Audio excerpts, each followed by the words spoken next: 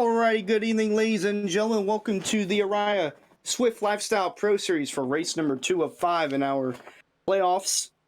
This is the Strawberry Hill 100. We're live in Richmond, Virginia. This is the cutoff race for round number 12, so 4 guys will be eliminated after tonight's race. I'm Ira Sleppy, your lead announcer, and joining me in the booth, as always, is Araya man Jacob Bell and executive producer Harold Darner. How's it going, guys? It's going good, man. We got a quite the race lined up for us tonight. Cutoff race, short track of Richmond Raceway. A lot of guys fighting for their playoff lives and to find out who can advance to the round of 8. It's going to be exciting. I can't wait to watch. Yeah, apologies for the short delay. I was printing out my notes and there was no more paper in the printer, so that was a whole process that I needed to do. But I got them right in front of me, so we got that out of the way. I see. No actual producer in Hunter's living room. That's what that is. I am my own producer. We need a production staff member in your living room handing you paperwork. I got it. All right. I'll let you make that for future reference. So you see there on the bottom, that's all our socials that you can follow on Twitter. One to Go Studios, and then the Jacob Bell 77, and then my username, Sleppy. So we have 7 minutes left in our practice session, and go ahead and talk about what's been on everyone's mind heading into tonight's race. The drivers that are on the outside looking in. Who are those 4 drivers who need to find themselves inside the top 8? As you look on your screen there, we'll see that we have our playoff picture, and the only driver locked in green is James Shanewolf. He won last week at Atlanta in a interesting run to the finish, to say the least. And then Matthew Robinson, the highest playoff driver without a win. He's 32 points above the cut line with Gary Lewis, 15 above the cut line. Then you got Forrest Smith, Dominic Deleo, J.J. Wang, Caleb Steimer, and Nick Halda. Nick Halda only 1 point to the good after last week. And then those that are on the outside looking in, Eli Greene, 1 point out. And then we got Bobby Tinch, Sean Corcoran, and Trevor Williams. And there you see on your practice screen, Trevor Williams second in practice. Yep. Yeah, that's what I was looking at, Hunter. I think when you look at the playoff picture, the top 5 guys are kind of safe. I wouldn't say they're locked in. Obviously, Shanewolf and Robinson, and I would throw Gary Lewis pretty much locked in, but Forrest Smith and Dominic Deleo find themselves in a good spot, but that can all change if Trevor Williams is able to get a win. He's 12 points behind the cutoff line. You mentioned he's second in practice. I'd keep my eye on that, but everybody outside the top 5, tonight's race is going to be crucial to see who can make those final 3 positions and fill up our round of 8 heading into next week's race. Well, really, I'd say outside the top 3 because it's all single-digit cut line with Forrest Smith only 9 points to the good. He could have a bad race and be out just as quick as that. Now, I say that Trevor Williams is last in the points, 12 points back, but he's second in a practice try now. And we take a look at our short track average finish. We've only had 2 races on short track. Been a while since we've raced on a track shorter than a mile in length. We're at 3/4 of a mile here, and there you see the short track averages heading into tonight's race. So Matthew Robinson has the best out of all of these with a 2.0. And then that to the left of your name, you see that is where they are at in the points. And then that lock next to Shanewolf, he is locked in. So no need to worry, but he's got a 2.5 as well. And then we see Trevor Williams dead last in the points, but he's got an average finish of 14.5. So surprising to see him at second on our practice charts right now. And then see the rest of the names there on your screen. Now, Jake, what name stands out to you the most on this average finish list? Definitely Dominic Deleo with that 20.5 average finish on short tracks this season. And you mentioned he's 5th in the points, but he's only 7 above the cut line. So really, he's not safe, completely safe, I should say. He's gotta run well tonight, and that 20.5 average finish, that won't get it done, and that won't get him to the round of 8. He'll definitely at least need a top 10 run to really secure his spot. So I would say Dominic Deleo is definitely the name that jumps out to me off of this list. He's currently 5th on our practice chart right now. And then to the left of that, you see you can follow us on all our socials. You're on Twitch at Area iRacing and subscribe to our YouTube as well. All the socials are Area iRacing. On YouTube, you can subscribe there. Follow us on Instagram, Twitter, and then Twitch, and you'll get the notification when we go live Monday through Thursday, 8:40 Eastern, on the Ride Twitch channel. I have a little bit of time left here. Just in case anyone's new or missed last week, here's a little recap of what you guys missed out on. On Monday night, the Swift Lifestyle Pro Series kicked off their playoffs at Atlanta. Eli Green and Matthew Robinson led the way for the 110-lap main event. However, it didn't take too long to have some havoc go on. Lap number 9, the 9 car of Ryan Swan got into the outside wall there out of turn number 2. It was the start of a downside of things for Ryan Swan in the number 9. He did not have a good night, although that did not bring out our first caution. What did was the 22 of Sean Corcoran getting attacked from behind. They're coming out of turn 2 from the 81 of Jeremy Horn, who got into the outside wall. So that was caution number 1. And then once again, the 9 of Ryan Swan stuck in the outside wall coming out of turn 2. This time a little more chaotic and a little more damage on the right side. As you'll see, the right side tire was facing in the direction that it is not supposed to be facing. And that would pretty much end the night for Ryan Swan in the number 9. And then we had our second caution of the night with the 1, the Trevor Williams, coming down the pit road. Caleb Steimer clipped him. And then the 1 spun and collected a number of drivers, including the 84 of Forrest Smith. The 22 of Sean Corcoran again collected. Now, there was a bit of miscommunication because Caleb Steimer was given an EOL, although there was an admin error in giving that EOL, and he did not have to serve it. So he was still inside the top 10.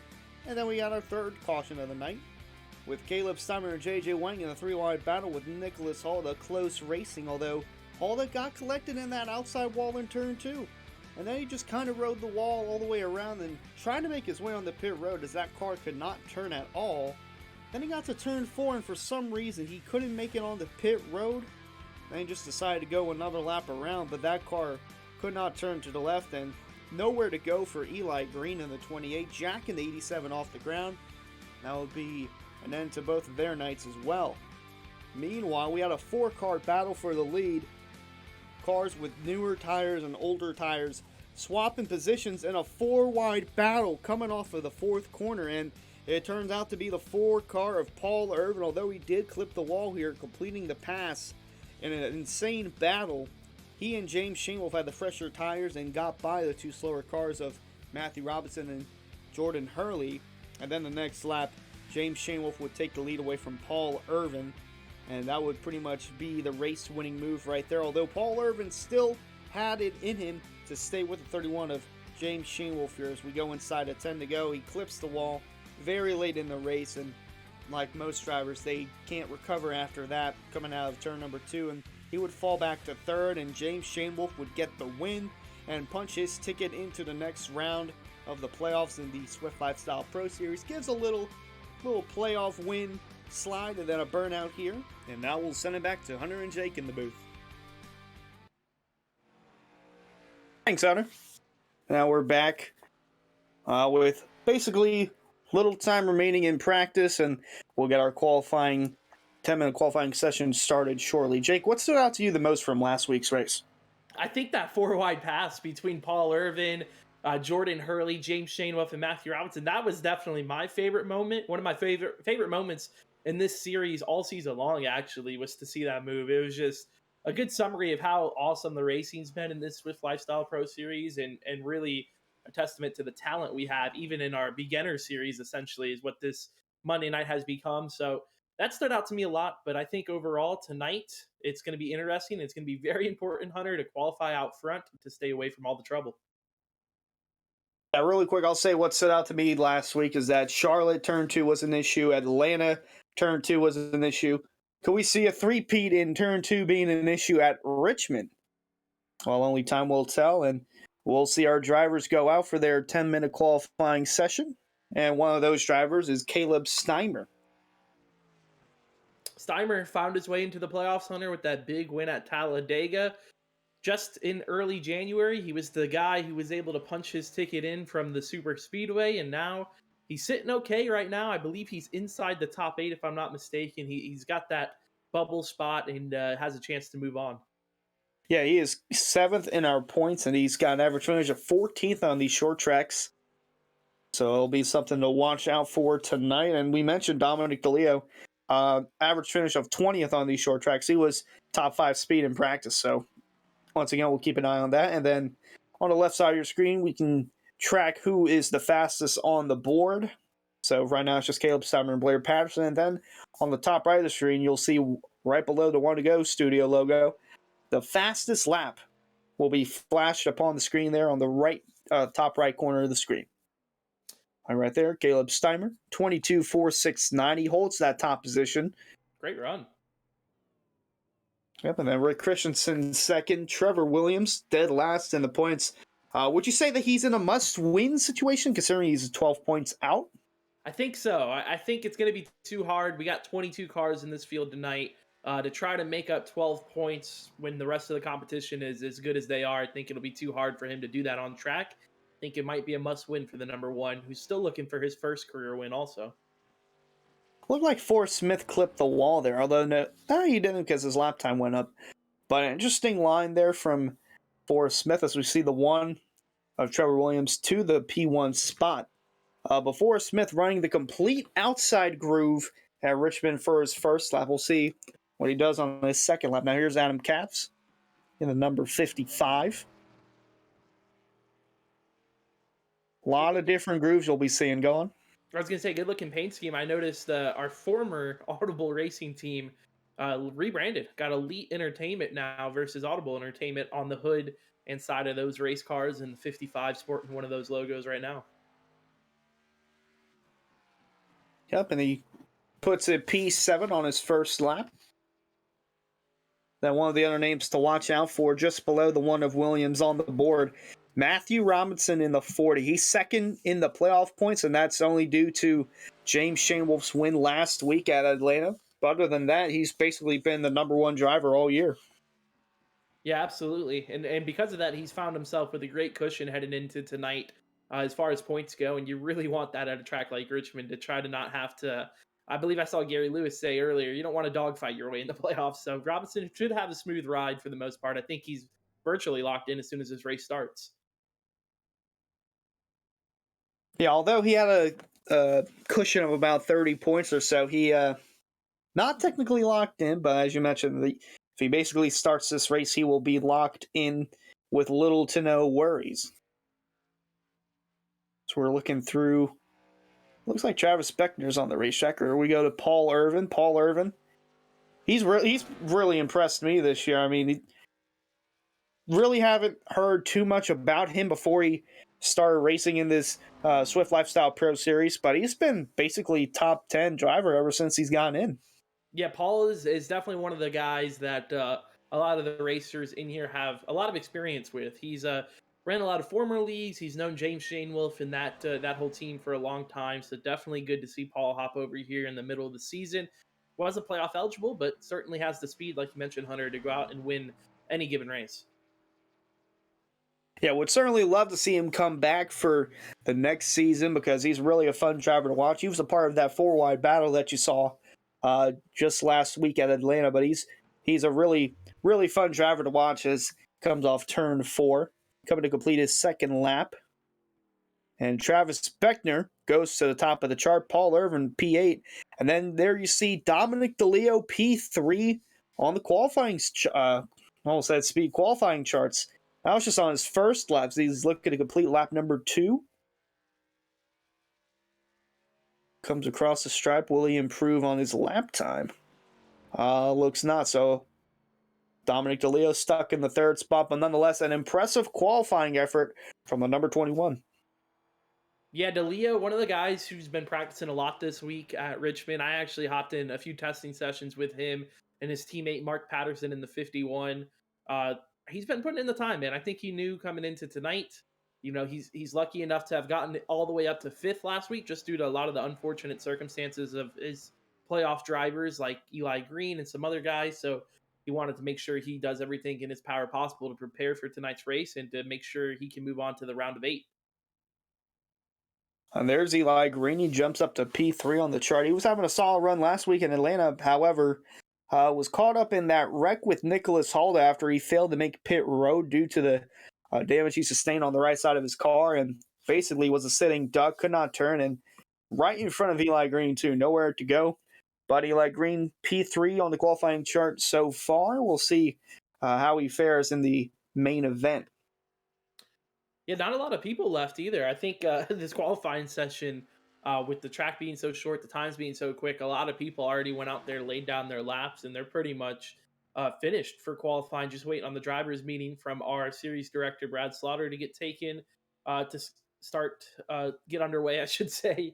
And then after that, we're going to be ready to go. So, I believe only 5 drivers, Hunter: Jeremy Horn, Bobby Tinch, Dustin Carroll, Rick Ward, and then Jordan Hurley have yet to take a time. Out of those 5, I don't really see any potential pole stealers here at the last second. Maybe Jordan Hurley and Jeremy Horn, but other than that, I think qualifying order is looking pretty safe, and a heck of a lap by Travis Beckner. Yeah, I will say the one driver to watch out for, whether it's for a pole or for the win, would be Jordan Hurley in that O2, because he just seems to always find a way to be inside the top 5 and always seems to have a fast car too. So definitely something we'll have to keep an eye on for, because there is that possibility of a non-playoff driver winning, and we almost saw last week with Paul Irvin in the 4. Yeah, and I think tonight, if it was going to happen in the playoffs, Hunter, in this series, I think tonight is the track that it definitely could happen. You got Jordan Hurley. You already see Travis Beckner, the top time in qualifying. Rick Christensen, another one of those non-playoff drivers that could come in and steal a race.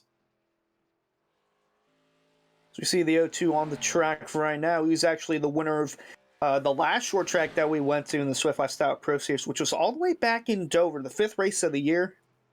And the other short track race was won by Matthew Robinson. So Robinson P5 on the chart. Jordan Hurley looking to dethrone everyone, and that includes the pole sitter of Travis Beckner. He's got an impressive 22.142. Yeah, that's a great lap by Beckner. I'll see what Hurley can put together here on his first lap. Oh, looks 10th. like it might not have counted. Oh no, there it goes, 10th. Sorry. Yeah, he was 16th on his first lap, and then he jumped all the way up to 10th. So a 22.477 for the O2. So we've got less than 2 minutes left. Here's our weather presented by Lottie'sTravelWorld.com. Partly cloudy skies, although the sun is setting. Got air temp 71, track temp 73, humidity at 42%, and the winds from the south at 4 miles an hour.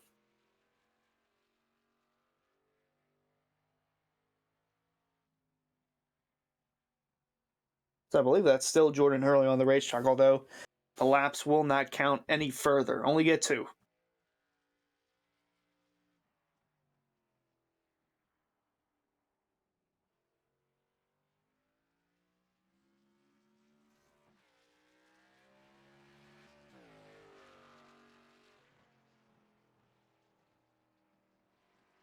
Looks like we got one more driver trying to get a lap, and don't know if he'll have enough time to do so.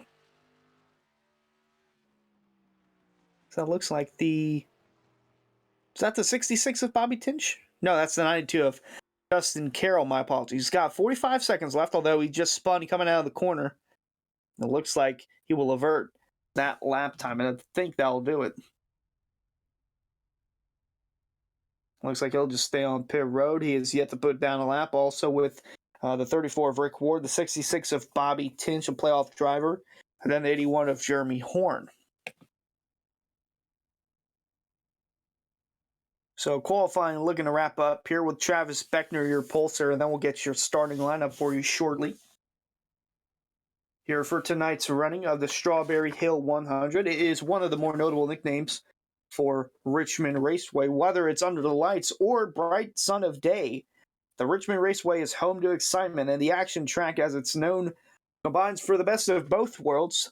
Super speedway speeds and short track action. At 3/4 of a mile in length, it's not unusual to witness tempers flaring at Richmond, and we could see it tonight in our cutoff round, because 4 drivers will be eliminated after tonight's 135 lap main event. And here's your starting lineup for that main event.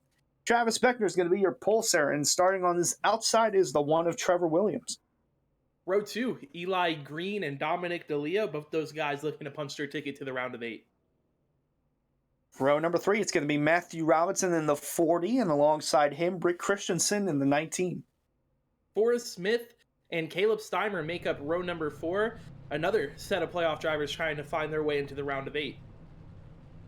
And in row 5, a set of non-playoff drivers looking to dethrone the playoff drivers from winning a race. That's Paul Irvin starting on the inside into his outside, Jordan Hurley in the 0-2.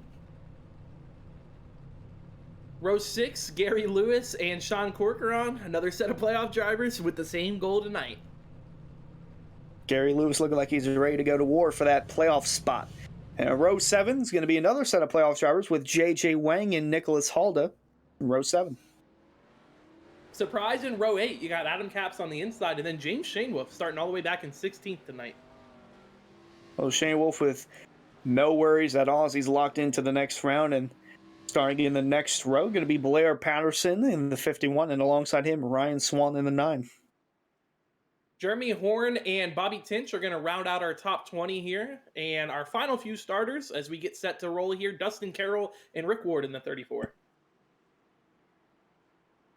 Now for short tracks, do we get 2 laps, or is it just 1 still for this one? You'll get 2 laps, so we got a little bit of time here to talk and catch our breath. I was going to say, didn't want to rush our picks just out of the gate. So we'll get the 1 to go next time by, or the initial start. Guys, who you got winning tonight? I'll let Jake go first. Oh, honestly, I'm going to go with a little bit of an outside pick. I'm going to take Rick Christensen in the 19 to go back to victory lane. Oh, interesting. Harold, got anyone? I think I'll say Matthew Robinson, the 40 machine, will do it tonight. That seems like the safe pick to me. I'm going to go ahead and go with Dominic Deleo. I feel like after his qualifying effort, he might have something to show for. I stopped picking Dom. He asked me to. Bad luck, Harold. So there you see the pace truck making a hard left turn on the pit road, and Travis Beckner leads the field to the green flag here at Richmond.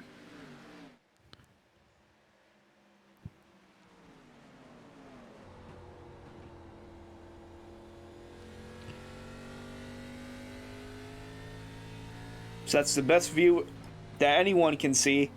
It's Travis Beckner leading. He's going to lead lap number 1.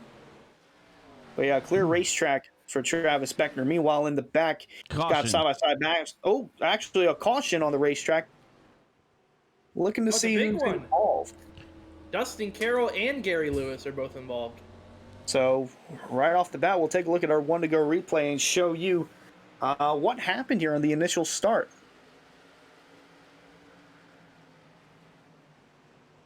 Looking like Gary Lewis there in the 69.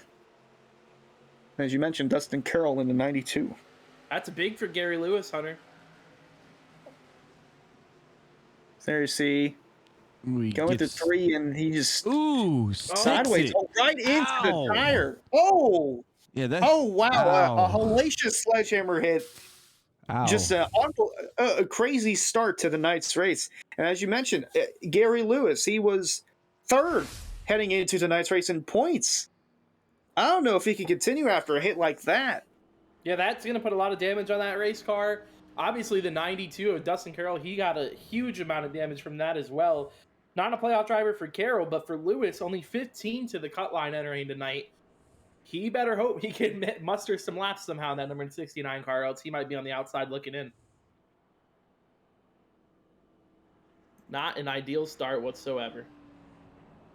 No, not at all, and especially if you're a playoff driver. He was one of the ones I said, wouldn't really have to worry too much unless he was involved in an incident. And then right off the bat, right into the barrels. About the worst place you could be at.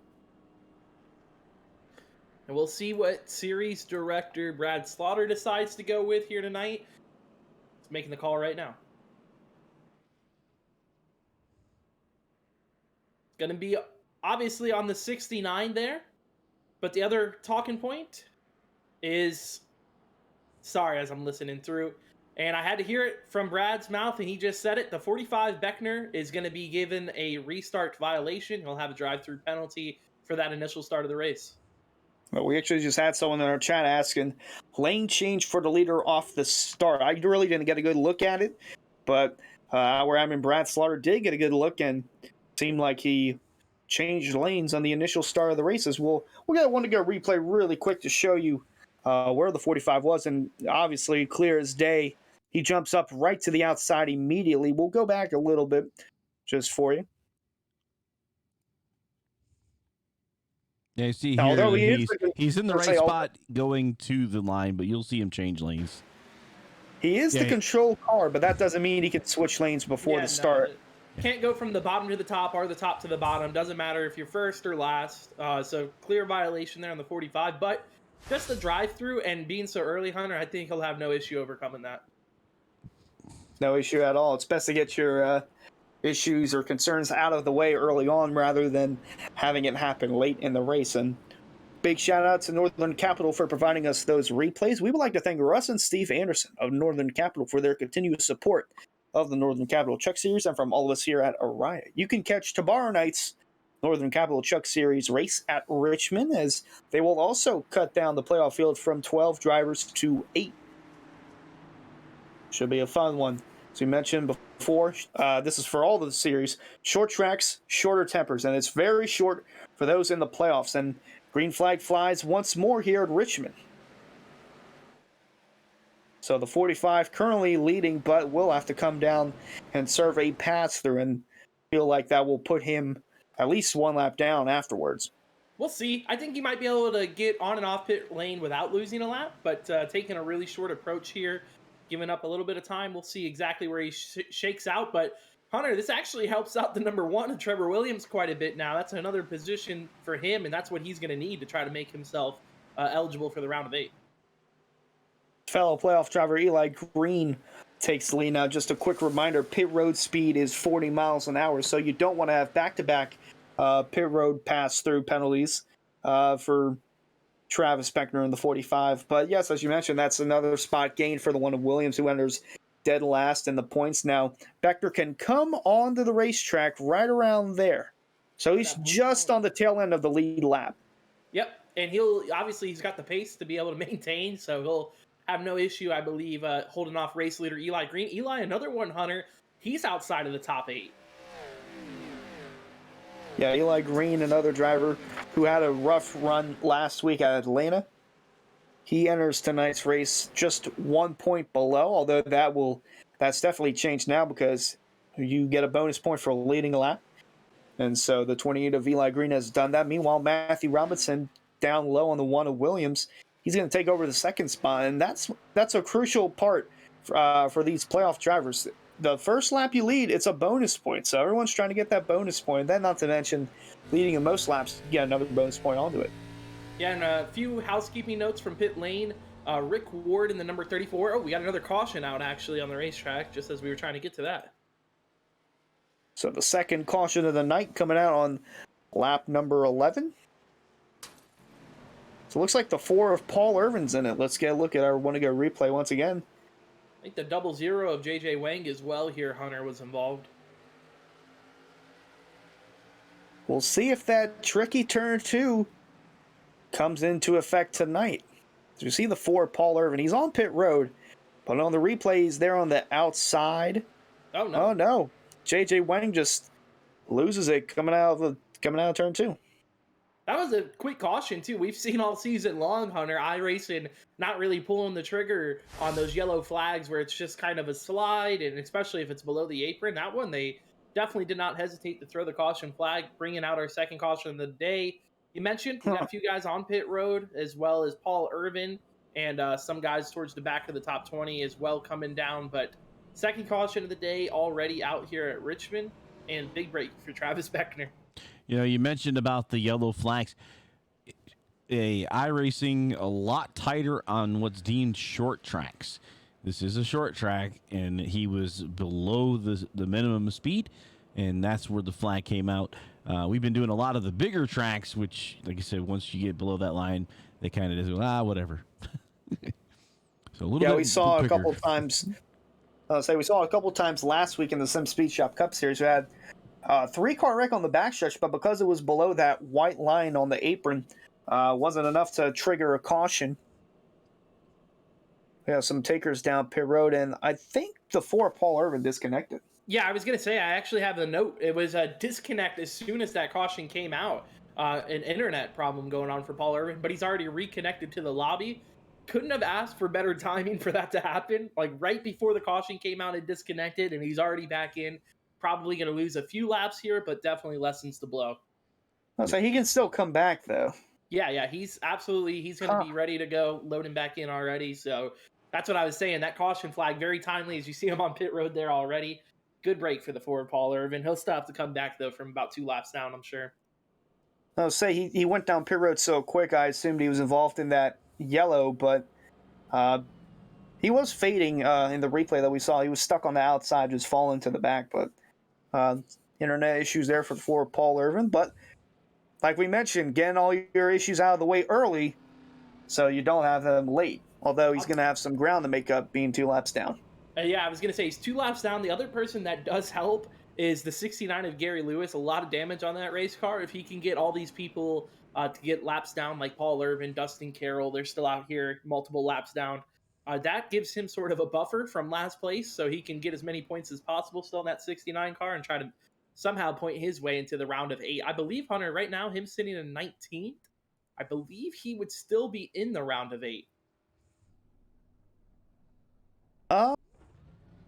He might be. I honestly have no clue. That is all up to whoever that brave person or that brave soul is that does our points. Well, what I'm saying is he's 19th here, right? And he had a 15-point buffer. So as long as nobody's, outside of the top 8 is in the top 4, and the only driver who is Trevor Williams. So maybe Trevor Williams would move in, but possibly Caleb Steimer would be out. It's kind of a little confusing still. We'll have to get the laps ticked off here before we really get a good idea of what our playoff picture is going to look like. We'll say as they're running, Eli Green was 1 point outside coming into tonight's race in 9th, and that bonus point would put him in a tiebreaker, but him being in the lead by virtue would automatically lock himself in. That's if the race were to end right now. So second caution out of the way. We'll get another restart here at Richmond. Eli Green choosing the outside lane, Robinson on the bottom, and the green flag flies once more at Richmond Raceway.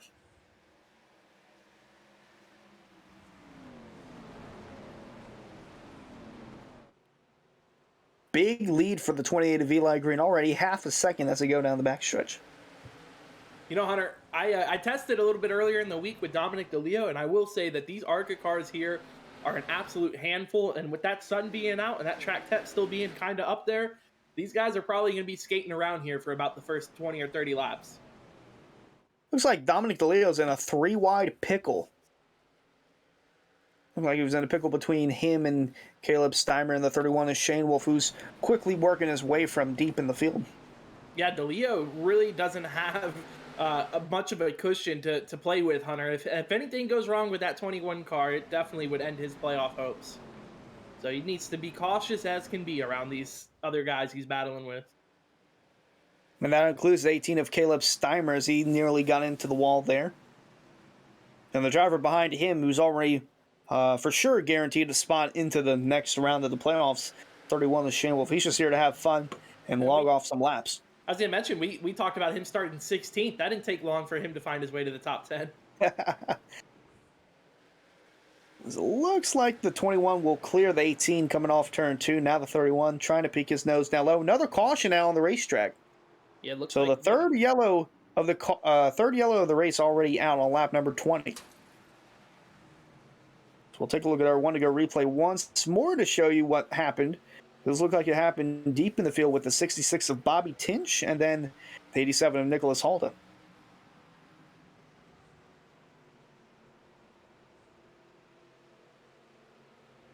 Bobby Tinch right there. Playoff drivers all around him. Oh, JJ Wang. Oh, did you see Bobby? He did a great job when he got turned around there. He gassed it up to keep it out of the inside wall. At least kept the damage to a minimum there on that race car, so should be no harm done there. We'll see what the admin tonight, Brad Slaughter, elects to do as far as EOL goes, but thankful he still got a race car left. Yeah, it looked very similar to what happened to Gary Lewis, although Gary Lewis did not spin. He just kind of slid down the racetrack and into the wall, but very fortunate for the 66 of Bobby Tinch to not spin that car out or get that car in any more harm's way than he did. And I was just going to say, because it's been a while since we've had a short track. We're on race number 14 of the season. Last time we went to a short track was race 5. So I was going to ask, and I didn't get to it in the pre-race, but I was going to ask if there's any sort of rusty drivers in the short track game, because we've been to tracks that are 1.5 miles, 2 miles. We've been to road courses. We've been to Talladega, the longest track or schedule at 2.7 miles. I was going to ask you that if that had any effect on these drivers heading into tonight's race. You know, I don't think it's that. I think it's really this setup tonight for these ARCA cars. It's very sketchy out here for these first few laps. You got to get in a rhythm. Once you get some laps on the tires, it kind of starts to settle out and tighten up a little bit. But those first few laps, it's very, it feels like you're driving on ice a little bit. And with that sun still being out, got to wait for that sun to set. So a lot of different factors going into this.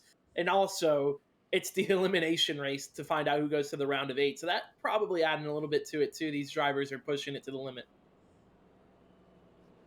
Absolutely. From the beginning of the race and all the way to the checkered flag, we'll see these drivers giving it their all, trying to stay inside the top 8 in points, because those top 8 will move on to the next round of the playoffs, and then we will cut that in half to 4, where they will chase for a championship at Phoenix.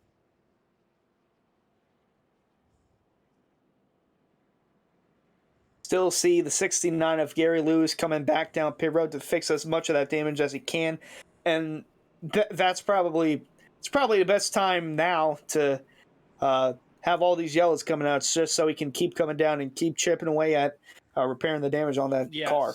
100%, Hunter. It's definitely helping him a lot.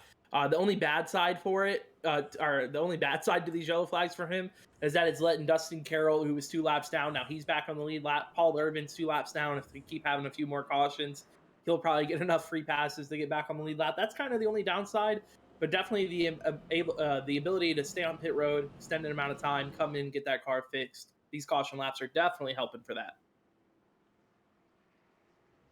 So we'll see if the lights go out on the pace truck, and it looks like they do. So we'll get the green flag going when they come back around.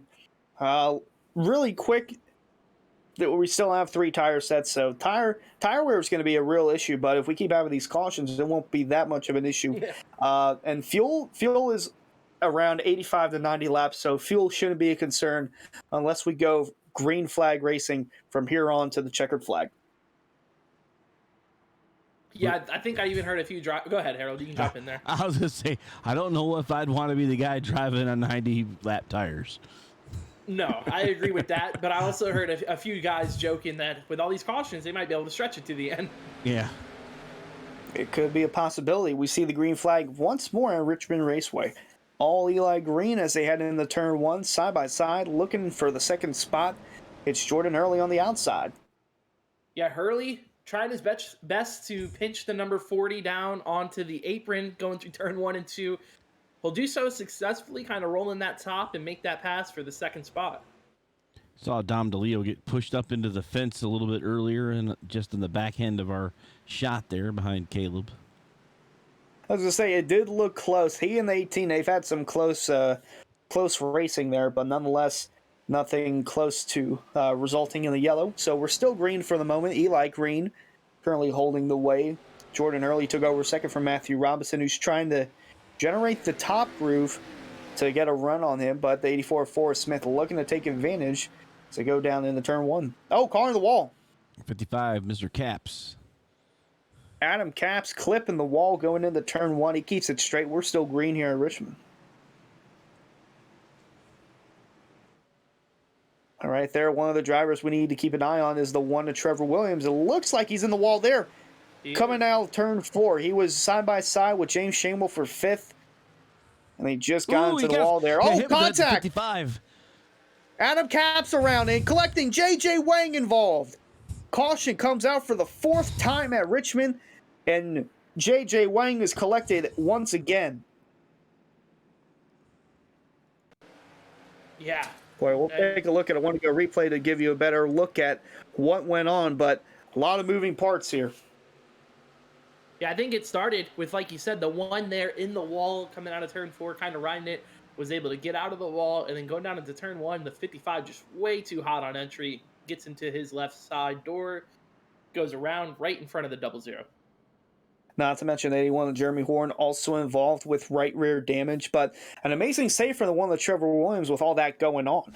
Yeah, first thing I saw when that contact happened, like Harold said, I said, this is not a good thing for Trevor Williams. Not what he needed tonight. Robinson taking the time to come down pit lane. Along with some other drivers involved in that caution, we saw the one of Trevor Williams move down pit road along with the 81 of Jeremy Horn. Looks like Nicholas Halda, Nolan Carroll. Looking to see who else went down pit road. Had a couple more drivers. Dustin Carroll. I called him Nolan Carroll all season. Nolan Carroll actually was like a cornerback for the Dolphins. Like, you got an NFL player on your mind. But I think with these pit stops, Harold, you mentioned that we could see these guys go almost 90 laps. We've had a few cautions. You think maybe this is their only pit stop of the race? It could be, but you know, I think Robinson's like, you know what? We've been out here. We've been doing a little bit. Let's get one of those tires. You know, I've got 3 sets. And I'm not going to probably be able to get to them unless we keep getting cautions. So why not put a set on and try to take advantage of some positions with better tires? Say, Jake, not the first time I've gotten the driver's name wrong and thought of them as the athlete. A while back, Jeremy Knapp confused him for Andrew Knapp. Andrew Knapp kept coming on my mind. He's the backup catcher for the Philadelphia Phillies, my favorite baseball team. So don't know why his name kept coming up, but yeah, not the first time that's happened. So we see the 69 of Gary Lewis just disappear. Don't know where he went. Went to get a pizza. Well, I don't blame him. Well, I mean, it depends on what kind of pizza you get, because there's plenty of good pizza joints out there. Not on the East Coast, there's not. Depends. You have to be in the right location. I'm a Midwesterner. Being over here on the East Coast, not good for pizza. Although being on the East Coast is pretty good for racing. Got plenty of racetracks on the East Coast, along with the track we're at tonight in Richmond Raceway. So we're already seeing that the short track and providing some shorter tempers, as we see just in that last yellow, the 55 of Adam Capps just got in a little bit too hot, spun the car around, then collected 81 of Jeremy Horn, along with the 00 of J.J. Wang. I believe J.J. Wang, well, actually, he's in the 9th spot, so I don't think he pitted. J.J. Wang has yet to pit. So the top 12 have yet to touch pit lane. Top 12. So we see the pace lights go out once again on our pace truck. We'll get the one to go. And Eli Green looking like he'll continue to control the field from the outside groove. And we'll have Jordan Hurley on his inside. Our pole sitter, Travis Beckner, has moved his way into the top 10. He had that drive-through penalty. It took him 23.6 seconds. And he's like already past half the group. So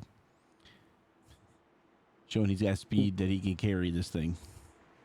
Got speed and got the yellows to back it up too to help him. So we'll see the pace truck turn down on the pit road once again. Eli Green, the control car, can go anytime he wants, and he chooses to go now. And we're green at Richmond once again. Good jump by the 28 of Eli Green there. Using the top, getting way out in front of the 02 of Jordan Hurley, as well as the 31 there, James Shanewolf. Put Eli to the top spot by quite a big margin there. Boy, I'm looking in the back. Caleb Steimer and Dominic Deleo are still door-to-door battling, this time for the 5th spot. I mean, every time I look back there, they're either door-to-door and they're bumper-to-bumper with each other. Yeah, we saw Caleb on the outside. Now it's Dominic Deleo on the outside. Almost able to clear Caleb here as they get down into turn 1 and 2. Just barely is going to clear him coming off the corner. Yeah, it was a close call there for the 21 of Deleo. Tough to pass on the outside, as we see now race leader Eli Green on the outside. I keep wanting to say Jeremy. Yeah. Jordan Hurley to the inside, looking for that lead in the 0-2, and he's got it. Look who's Eli behind Green, him. Woo, trying to do a crossover, couldn't do it. Now he jumps down low, right behind the 2. James Shanewolf. Licking his chops. There going into 3. Let's say Shanewolf all the way from the back has moved himself into the top 3. Say Shanewolf is licking his chops, ready to pounce at any given moment, there's a issue for one of these top two drivers. As we see the 0-2 of Hurley working that middle, mostly everyone you see there in the picture working the bottom. I expect to see some green flag laps here, Hunter, now. We got that sun pretty much set for the most part. Track's finally going to start to cool off a little bit as the night goes on. So it looks like the lap car in front of them is Dustin Carroll. So we move back. Travis Beckner now passing the 18 of Caleb Steimer. That's for the 6th spot.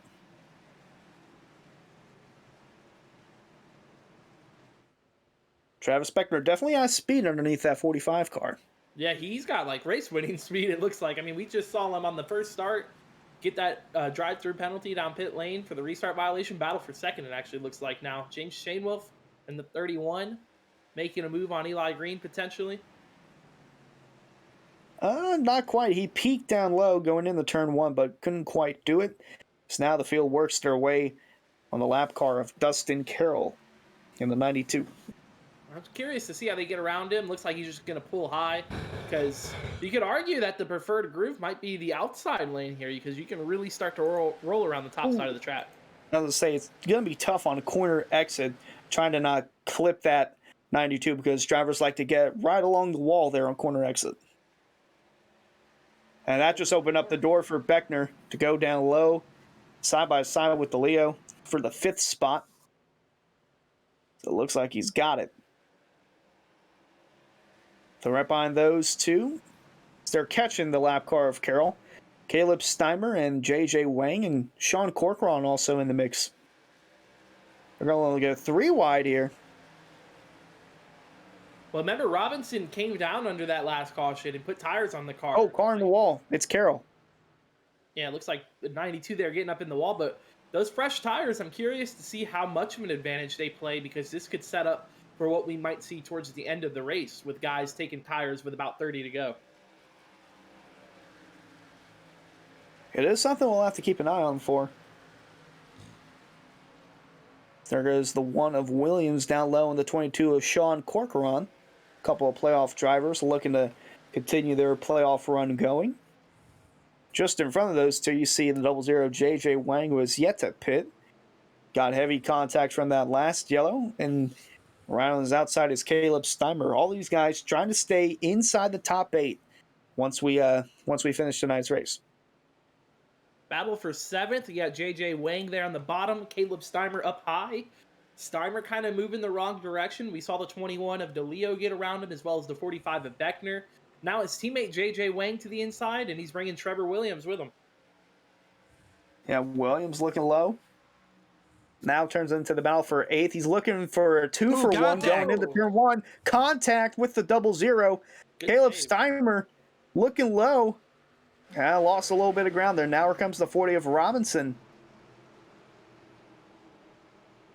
Yeah, Williams there got into the left side of the 00 of J.J. Wang. Good save for both of those drivers to keep that thing from going around on him. Williams again charging the corner hard in that number 1. Don't want to charge it too hard after what we just saw a lap ago. No kidding. Although he's got the 40 of Robinson looking to the outside, and to his outside now, the 18 of Steimer trying to go 1 groove higher. Yeah, Trevor Williams also was pitted on the last restart, or the last caution as well. So the 1 and the 40 both have the same sets of tires and the same pit strategy right now. Definitely a good call, I think, to come down there and get those fresh tires, because I think they saw the same thing with that. You know, the track temp's about to start cooling off. A lot of these guys getting tired of the caution laps. They figured a long green flag run was coming. So better to be on fresh tires than old tires. Yeah, and that driver on old tires is the 00 of J.J. Wang. He has yet to come down pit road. So got 49 laps on those tires for the 00. So he continues the battle. Stay in the 7th spot. Trevor Williams trying to clear him coming off turn 4, but he's going to be in a pickle 3 wide here. So he's in the middle with Robinson down low and then Wang up high. Robinson will actually back off. Let everyone make the corner. Robinson keeping the stuff between his ears and using those, since there's no reason to push so early in the race. We got well over 85 laps left. So Robinson backs out and says, well, you know, I'll follow you once we get past these guys. Yeah, right behind those two. I was going to say Steimer now looking low on Wang. I think the problem I'm seeing, though, is that Trevor Williams got so caught up there with the 0-0. Wow, they big lost checkup. a lot of ground to our race leaders. Sorry, big checkup there in the back with Steimer and Wang and Rick Christensen moving up now. As Wang falls back. Yeah, the two washed up the racetrack there in turn 2, and Wang had to really back out of it to not hit the outside wall. Yeah, that pack behind Trevor Williams and Matthew Robinson is very racy right now. You got the 18, the 19, 00, 81, all those guys in the mix there as they're battling just outside the top 10. Oh, Rick Christensen just moved inside the top 10. He's trying to stay inside. Caleb Steimer put up a fight. This group here from 2 to 5 all together, and Dom Deleo just behind these guys, where Hurley is off to a 1 second lead. Yeah, just under a second. That's what I was saying as well with Williams. He gave up 5 seconds to the leaders when he was battling with the 00 there. So even though he's on fresh tires, that deficit that he's got to make up just to get back up to the lead with Robinson is pretty substantial still. I think Robinson was just going to take care of his tires a little bit and then hopefully leave him for later. So he just kind of backed out and let it go and let Williams do all the hard work. And I think he knows, too, Williams is in the must-win, so if anybody's going to make that risky move, it's probably going to be him. So we continue to see the 45 of Beckner trying to work his way through the field. So we move towards the back now with the 18 and the 81 side by side for 11th. Caleb Steimer going in the wrong direction. So he's still battling for positions with J.J. Wang, and then right behind those two, you see the 9 of Ryan Swan. Did not have a good race last week in Atlanta. Looking to improve on that run so far this week in Richmond. Nicholas behind. Oh, wow, really diving in. Looked like he was going to hit the 9. Fortunately, that did not happen, but Ryan Swan in the middle of a playoff sandwich with 2 playoff drivers in the front and 2 playoff drivers in the back. 3 wide, 3 wide. Ooh. Oh, it's going to be tight. JJ Wang pulling out all the stops to try and find some speed in that 00. Look how close those guys were. Whew. The 18 and the 00 continuing to excite as Ryan Swan's just going to go low. See if he'll stick it 3 wide. Those are teammates that were getting that close. So the 9 of Swan trying to complete the pass on the 18 of Steimer there. 0-0 it sliding. Low. He's going to kiss the inside wall. No caution yet. We're still green. If he stays off the groove, we should be continuing to stay green. But man, no caution. He's going again. He just got passed by race leader Jordan Hurley. The rest of the top 5 coming by. Oh, that is a bad place to be. Bad place to be for J.J. Wang as 2nd through 5th have all caught him, and he's actually going low now. But he's 1 lap down.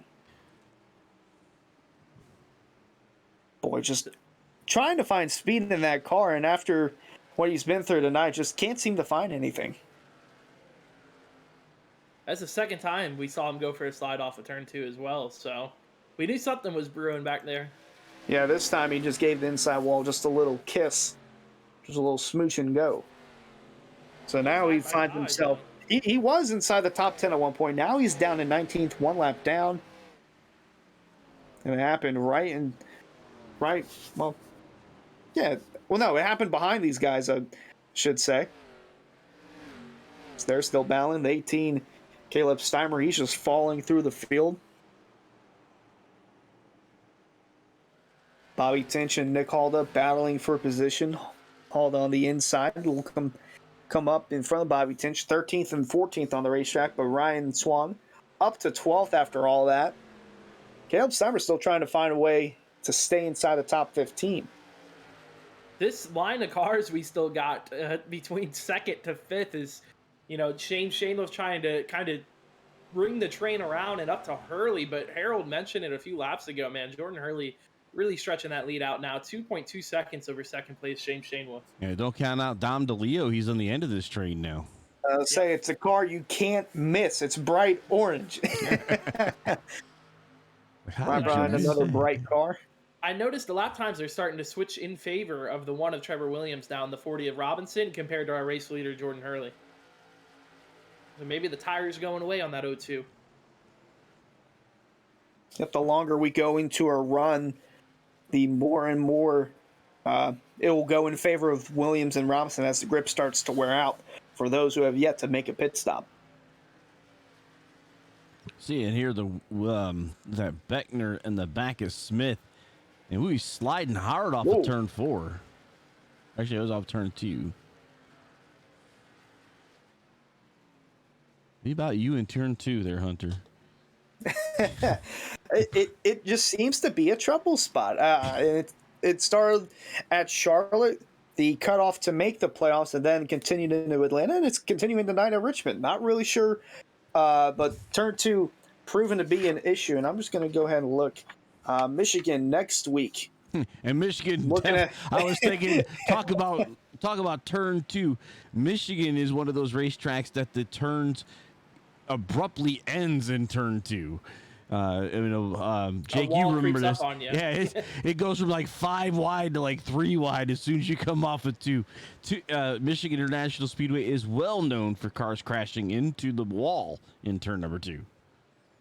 Yeah, that wall creeps up on you quickly at Michigan. It looks like Jordan Hurley starting to make his way around some lap traffic. But yeah, I mean, I think for a lot of these guys, they're thinking ahead to that, and they know that if they can make it to the round of 8, Michigan's one of those tracks where you really can kind of open up the portal of who can win. It's definitely, a big racetrack. You utilize the draft. You got those high speeds, and you could see anybody inside this top 15 potentially going to victory lane there versus a track like Richmond.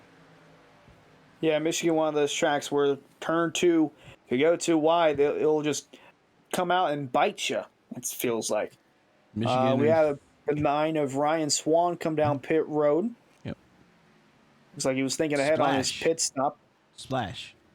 Well, this is what we talked about pre-race, right? We said that if anybody's going to pit, if this race, I guess, went green, it could be a one-stop race, and you do it right at lap 70. So. Oh, my apologies. He did not pit.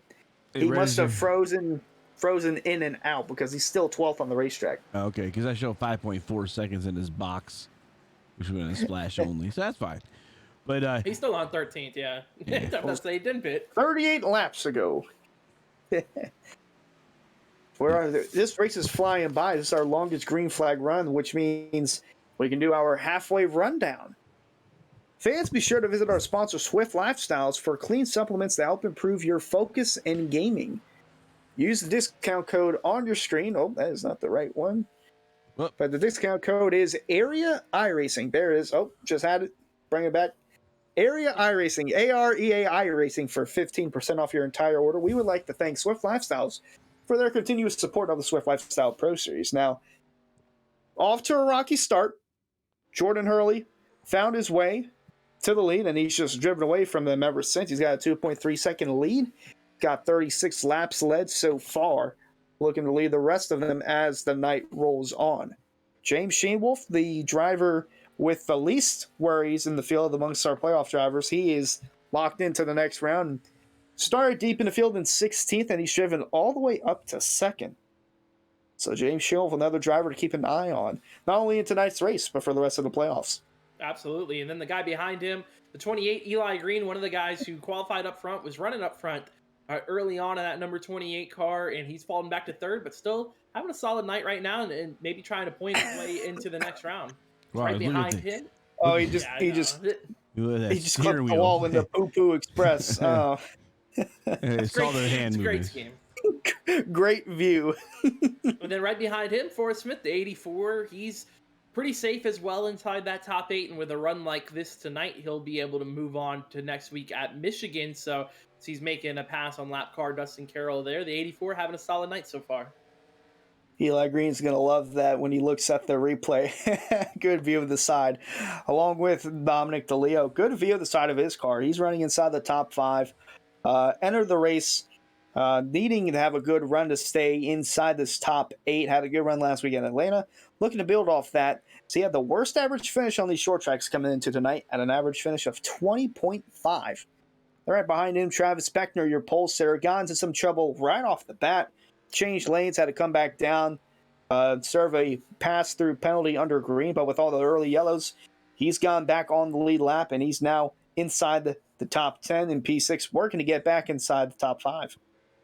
Trevor Williams came in tonight's race 12 points below the cut line to advance to the round of 8, so he almost in a must-win for tonight at Richmond to try to advance, and right now that 7th place run, not what he was looking for, but he does have the freshest tires right now, as well with the guy behind him, Matthew Robinson, the 40, who had a 32-point cushion on the plus side of things to get to the round of 8. So he's safely advancing to next week's race at Michigan, and we'll see him continue on in the playoffs with another strong run.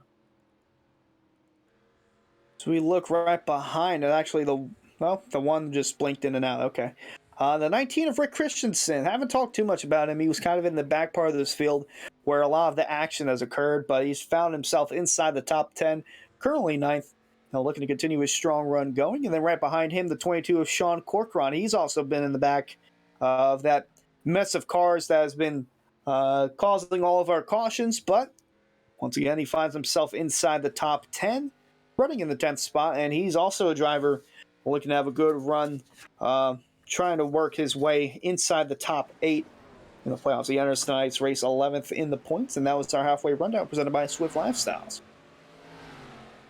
Back up front, nothing has changed with race leader Jordan Hurley other than catching lap cars. He's got 3 of them now in front of him as he goes on the lap car to his outside. Paul Irvin goes to the inside. Shane Wolf holding on to 2nd. Eli Green still 3rd, Forrest Smith 4th, and Dominic Deleo's actually passed Travis Beckner for... Actually, no, he was already there. Never mind. Ryan Swan on pit road for real this time. The number 9 coming down, but... How about the lap cars in front of race leader Jordan Hurley? It's Caleb Steimer and Bobby Tinch, both those guys in the playoffs. He just now gets around the 66 of Bobby Tinch. Caleb Steimer up next, so definitely a big deal there. Caleb Steimer was actually in the top 8 heading into the race tonight, so I don't know if he'll stay there with a run like this tonight. Yeah, fuel not really a concern. It's just a matter of patience with drivers on older tires. Because we're on lap 83. We have yet to see some of these drivers come down pit road for their first stop. That includes the top 5.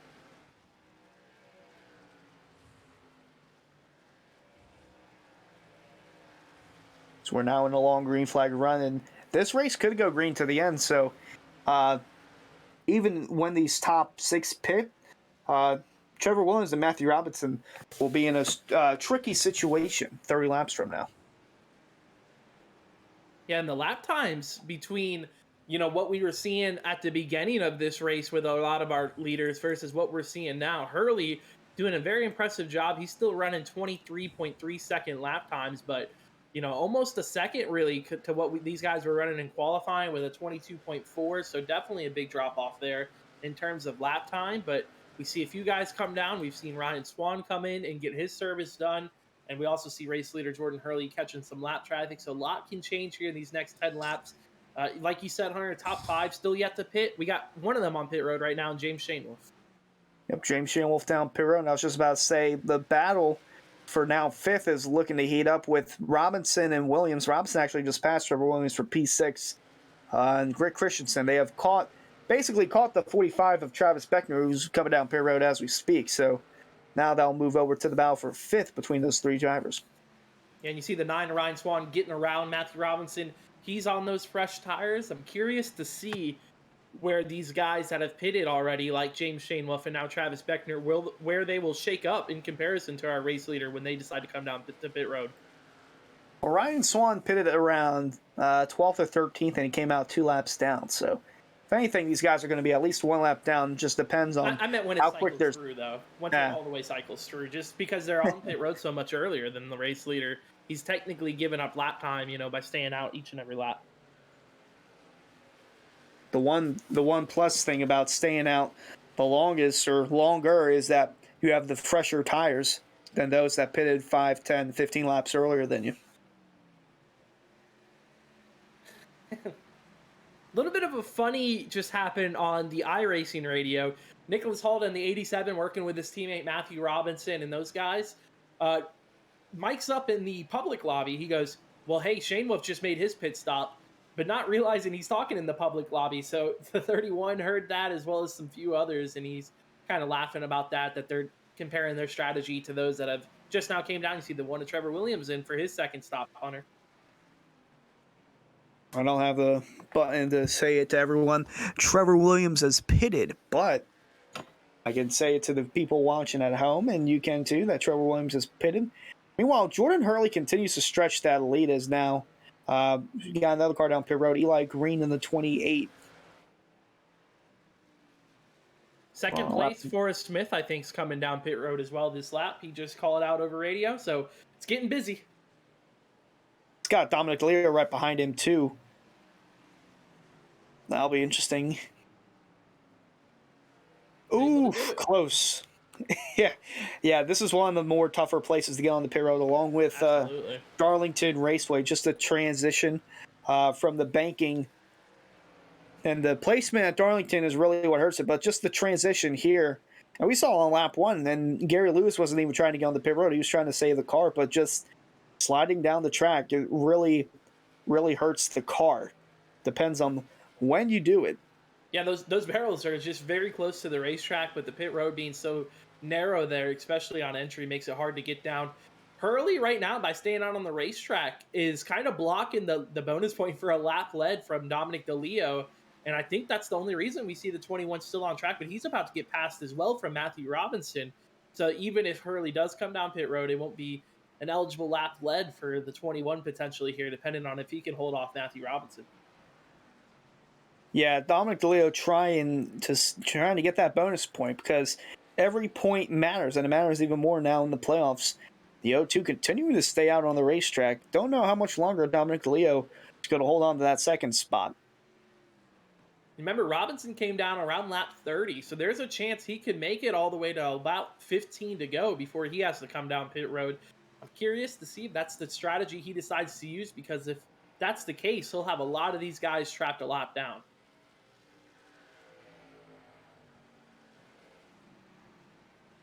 And it seems like with how big of a gap Jordan Hurley's building, even if he comes down pit road, Dominic Deleo might have to go another lap around to lead that bonus point.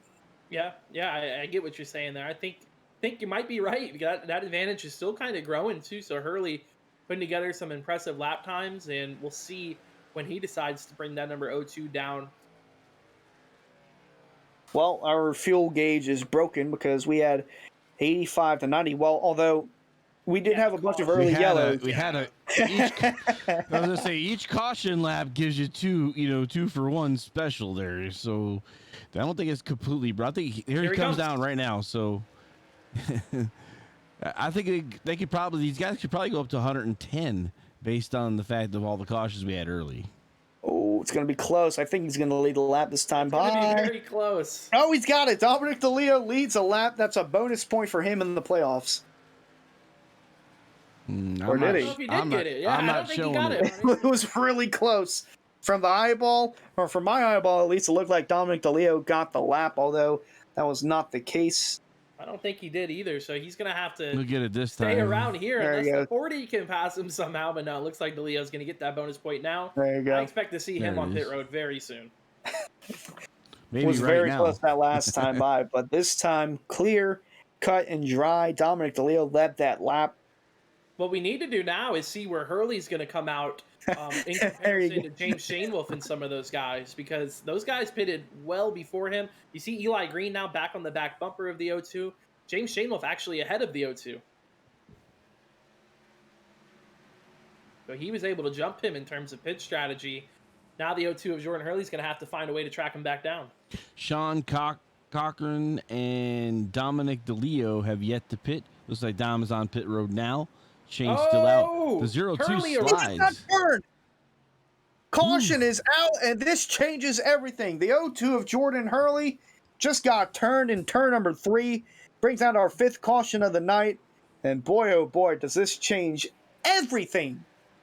Yep, and it's going to trap a lot of people a lap down. Heck, our free pass would have gone to the 28, but he was involved in this caution, so there might not be any free pass after all. Talk about unfortunate timing for this to happen in the middle of pit stops. What a So we'll break take for the 22, Yeah. by the way. I just realized that. Yeah, that's going to be a huge break for Sean Corcoran. They're already down on pit road here. You see the contact. Ooh. Eli Green just got in there way too hot. Gets up into the O2 and sends him around. Great save by Hurley, though, to avoid from all the way looping that car around and getting any. Oh, and he spun around on the front stretch.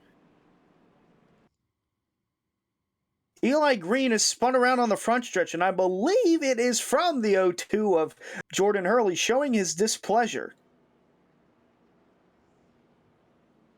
Well, that's going to be an interesting call. So we'll get a replay of it again. He just basically dumps him on the front stretch. Just we'll see how that goes down. Definitely not a favorable decision there by the O2 of Jordan Hurley. Not getting the results. Jordan Hurley, not a big fan of the Poo Poo Express, spinning it to the grass. We will see what our admin Brad Slaughter does in that regard. But boy, oh boy, does this work out for Sean Corcoran and for race leader Matthew Robinson. Yeah, Jeremy Horn or Forrest Smith on pit lane right now. I think another person that's really helped out was Dom Deleo. He had just came down pit lane when the caution came out. Yeah, the problem, though, for Deleo, like a few other guys, is he's going to have to take the wave around here. Eli Green was supposed to be getting the wave around, but he's been given an EOL, so now that pretty much eliminates his chance of getting that free pass, essentially, that a lot of these guys are going to have to get back on the lead lap. So we'll see the O2 of Jordan Hurley take that, the 45 of Travis Beckner, as well as the Dominic Deleo machine, and Trevor Williams, Rick Christensen, and Ryan Swan, actually, also going to get the wave around here.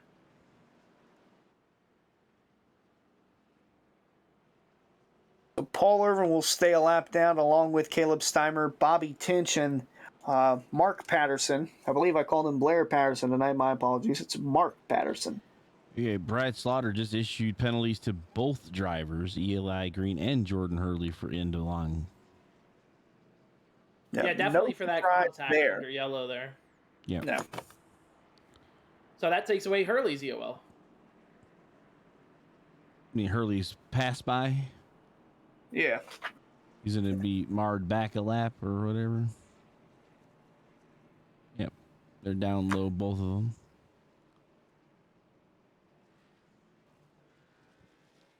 So a lot to sort out here at Richmond with less than 35. Well, we'll be right on the dot when we go back green. Maybe 30 to go.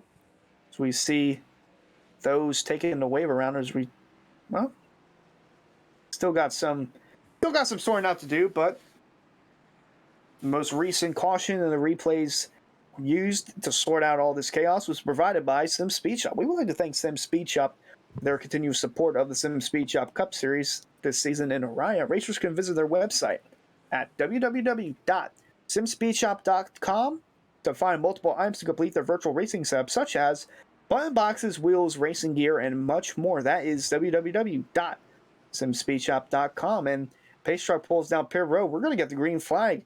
Matthew Robinson and Sean Corcoran lead the way with 30 laps to go. And what a break for the 22 of Sean Corcoran to be able to stay out and get that track position that he really needed to try to advance to the round of 8. This helps him a ton. We'll see how it plays out for the rest of this one. Oh, contact. Oh, he's spinning! Car spinning down the backstretch. It's the 31, I believe. James Shanewolf there went around. Or no, it's 55. Adam Capps. It's Adam Capps in the 55 spinning around, and he just brought out our 6th caution of the night. So we'll rack them up and stack them up once again. And once more, we'll take a look at our one-to-go replay to show you what exactly caused that 55 to go sideways. And I was going to bring up, too, Sean Corcoran. His average finish on short tracks, 18th, and he's running inside the top 5 right now. Kind of similar to what we saw earlier. Oh, he was really slow there, and it was a 22. think he was checking up. It was a 22. Watch the 22. Either way, the 50. Yeah, I see that, but either way, the 55 sliding off in turn 2 is my point there. Yeah. So similar to what we saw these guys earlier on fresh tires. I think it was not really check sure what up. happened. He had the 80s. He was trying to go high, but he didn't know what the guy in front of him was doing.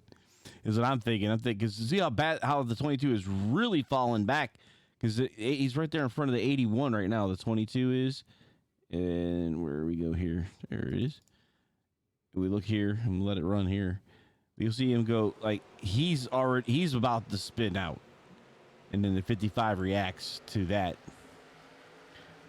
But So the 22 of Sean Corcoran getting sideways there in the middle of 1 and 2. They were checking up, and because of that checkup, saw the 55 of Adam Cap spin sideways, and that brought out our 6th caution of the night. That was once again that we're one to go replay. I was going to say, kind of benefits Jordan Hurley. He's now going to get the free pass after not getting the waiver round because he had that EOL from the last caution. Now he gets the free pass.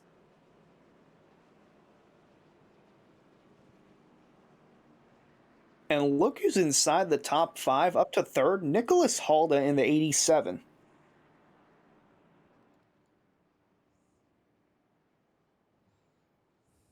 The Daytona winner, as he'll be forever known as in Araya. He snuck right up there, huh? He had a rocky start to the playoffs last week in Atlanta, entered just a point above the cut line. And right now running inside 3rd, should help him out quite a bit if he can stay there. There'll be less than 25 laps to go once we go back green here. Can we get to the end? I mean, we did have a long run for a little while. We started seeing some green flag pit stops being made.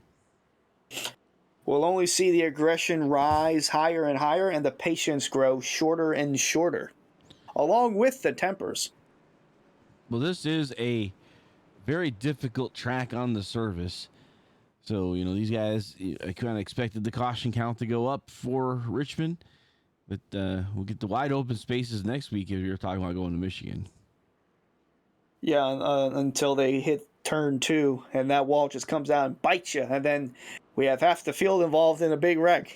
I'm already picturing it now. Turn 2 just seems to be the last few weeks. Turn 2 just seems to be the place you don't want to be. Well, you remember the first big one we had in our inaugural season here in Aria was Pocono.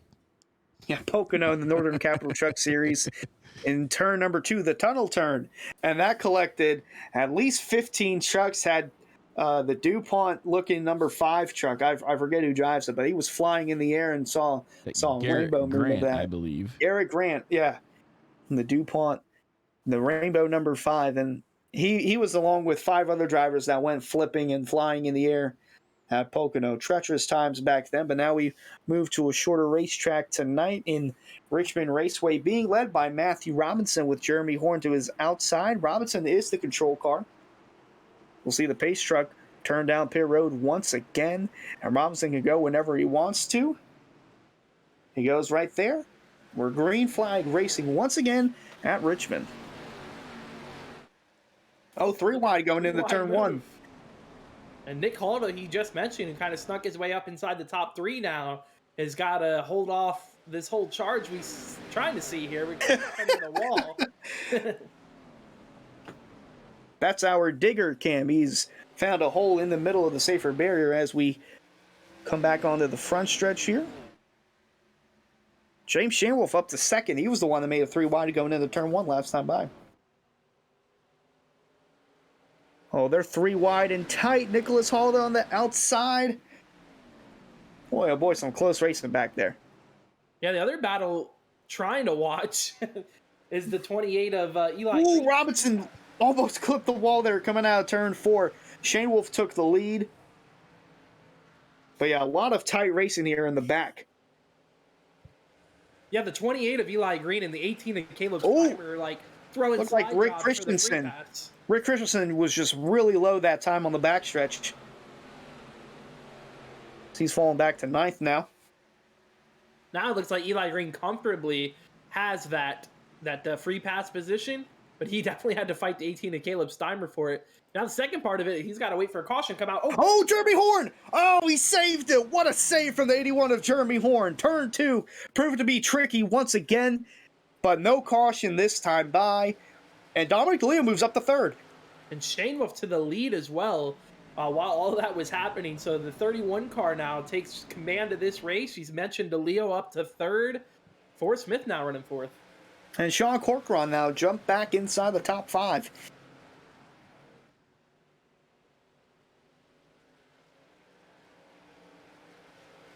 Right behind those two, or three, you see Travis Beckner and Jeremy Horn battling for the 6th spot. Horn on the outside gathered his race car after nearly spinning coming out of turn 2 just a couple of laps ago.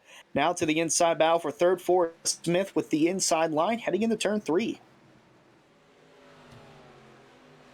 Dominic Deleo trying to cross him over. Ooh, close to making contact there. Now here comes the 45 of Beckner, looking for a top 5 underneath the 22 of Corcoran.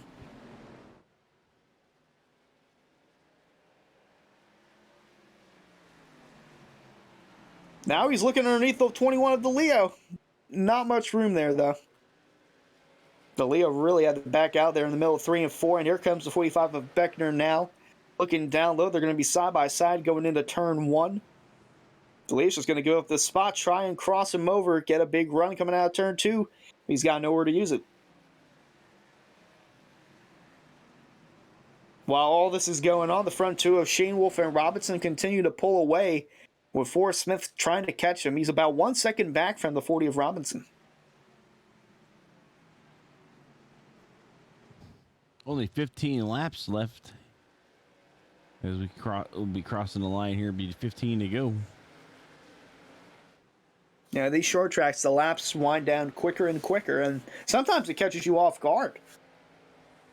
Man, Paul Irvin and Eli Green right now are battling for the free pass spot. I think Paul Irvin might have some fresher tires than the 28, and this is not boding well for Eli Green's playoff hopes. He's got to hold on somehow to this position. He does. He has 17 lap fresher tires than the 28 of Green, and Green just clipped the wall there. They're making contact down the backstretch. Beating and banging for that lucky dog. Oh, and he just got turned hard into the wall. Paul Irvin, the caution's out once again. Boy, we saw it there Live. Going through. We saw it live, but we saw it going through turn 2. The 2 of Paul Irvin and the 28 of Eli Green. They were, Jake, you saw they were going at it, and they just made contact down the backstretch, and it carried its way into turn 4. Yeah, that's a tough call, man, because you had them battling like that for the lucky dog. You see the 9 there, Ryan Swan. He got into the wall. Let Paul Irvin come down, and then all of a sudden they're side by side here, the back of the replay there, but that's where the contact happens between the two going down into turn 4. There it is. It comes up this lap as Irvin is low, Green is high. Starter right there. Irvin clipping the apron, made a little contact there. Then the 28 might have clipped the wall on the outside coming out turn 2, and they continued to touch there. Then it looks like the 4 just slid up and hard hit driver's side for the 4 of Paul Irvin. There was also definitely some net code there. I don't know if you can get a shot of this, Harold, but if you watch the replay, you can see the 28's nose is inside of the 4, like a connection issue there. We saw the 4 disappear in turn 3, which may have led to what happened here in turn 4. Can catch it. See a good look at it here.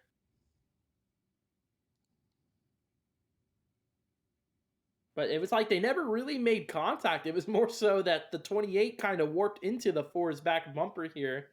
You can see right there at the bottom, yeah, it kind of merges in. All the way in there. The camera wants to get a good view of the sky, and then good view of the 4 hitting the wall, driver's side. But yeah, it's just a weird connection issue there, I think, on the 4 that kind of accelerated that event. I think there probably would have been contact regardless between the two, but we'll see what race control decides to do. But Hunter, this kind of sets us up for an exciting run to the finish. Yes, we'll get another restart inside of 10 laps to go. Shane Wolf leading, Matthew Robinson second, and these guys from third on back can catch their breath and catch up with the front 2. Forrest Smith in third, Dominic Deleo fourth, Sean Corcoran fifth. The entire top 5, all playoff drivers, with the front 2 virtually locked into the next round. Shane Wolf is a definite lock. Robinson, all he had to do was show up, and he's locked in. And then Forrest Smith, he entered tonight's race fourth in the playoff points, just 9 points above the cut line. And then Dominic Deleo was fifth. Worst average finish amongst these playoff drivers at short tracks with 20.5 his average finish, and he's running inside the top 5. And then the second worst average finish on short tracks, Sean Corcoran running fifth. He had an average finish of 18 flat on these short tracks. I'll tell you who was the lucky person there with that caution is because the contact was generated between the 28 and the 4. There was no free pass given to them. Instead, it was given to the 18 of Caleb Steimer, who was behind both of those drivers, so he gets back on the lead lap now. I'll say Caleb Steimer's got fresh tires now. He's back on the lead lap. And He Paul entered the Irvin, race. Oh, I was go going on. to say, Paul Irvin actually disconnected. Just clear that up. And no surprise there. Along with the 55 of Adam Capps, he's also disconnected from the server as well. So, looking Points through. are going to be tight, man. Yeah, points. You got Gary Lewis now is up to 17th. And he's the guy who came in plus 15 on the night, so. And then we got a lot of cars. Top 8 stayed out on 25 lap tires. And then we got a group of 5 directly behind them that all have fresher tires. Yep, Jordan Early, Travis Beckner, the 1 of Trevor Williams pitting in the newer tires, along with the 9 of Ryan Swan. Then we mentioned the 18 of Caleb Steimer. So these guys coming down for one more restart. Going to be the 40 of Robinson on the inside, but to his outside is the control car, James Shane Wolf. Now, Shane Wolf can go whenever he wants to. We've seen them go as soon as the pace truck hits pit road. We see them wait a little further, but Shane Wolf goes as soon as that pace truck is on pit road, and the green flag is out once more. 21 scraping the wall right there at the start-finish line. Let's see what happens now here, Hunter. We got Shane Wolf out front, Robinson in second. The battle's going to be everywhere behind him. You got everybody fighting for position to get into. They're through line in the back with Hurley. Yeah, Hurley looking down low, making an aggressive move on those with those fresh tires, by the way. Yeah, Jordan Hurley could get up here and steal a win. He's only got 6 laps to do it. 7 laps actually make that, so he's got a lot of playoff drivers separating him from the top spot. But if he can do it with those fresh tires, we'll have to wait and see. He's got Sean Corcoran, the 22, right in front of him, who definitely needs to hold on to that spot. Yeah, the top 5 are running single file on the bottom. Now the 02 going to make a send here going into turn 1 underneath the 22 of Corcoran. And, Forrest Smith got a little high there. So the 02 completes the pass for P5. 6 to go, coming to 5. Oh, contact! Car spinning! Caution out again. They wrecked in turn number 3, and it's the 1 of Trevor Williams. Man, I just saw that on the right corner of the screen. So we'll take a 1 to go replay once more. And I believe that'll put us in a green-white checker situation. Definitely. Hurley in the catbird seat, though, on this green-white checker restart. So we see right here the 45 of Beckner. Down low on the 1 of Williams, and just contact made between the 2. And then Jeremy Horn, once again, collected in a wreck. Not of his doing either. No. Neither times.